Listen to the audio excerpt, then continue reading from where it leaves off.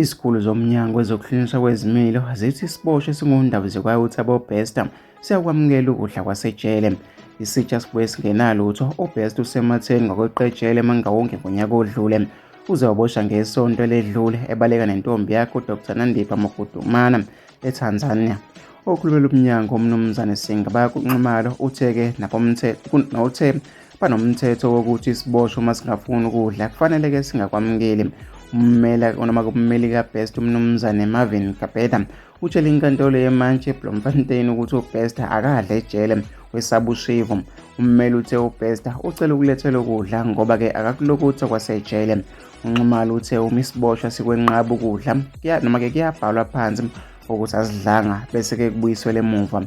Uthe-ke akuvumelekile ukuthi isiboshwa sithathe ukudla sikubeke isikhathi singakudli. Ngesikhathi ebuye enkantolo unika ukudla wakuthatha, kanti-ke nasekuseni unika ukudla wakwamukela futhi.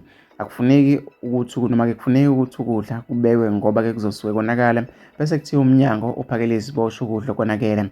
Chaza-ke uNxumalo uqhubeke wachaza isimo sikaBester nendawo agcine kuyona. Wathi-ke ugcinwe ejele iKhosi Mapuru C-Max eTshwane. UNxumalo uthe uBester ugcine endaweni yeziboshwa ezithathwa njengeziyingozi kakhulu futhi-ke ugade ubusuku nemini. Uthe-ke isiboshwa esiyingozi njengoBester sisuke sigade ukuthi singalimazi abanye abantu noma-ke sizilimaze sona uqobo. uBester uvele enkantolo ngoLwesihlanu kanti ubhekene namacala ambalwa okungelokweqa, ukuphazamisa ukusebenza kwengalo yomthetho, elokukhwabanisa nobugebengu obuthinta isidumbu.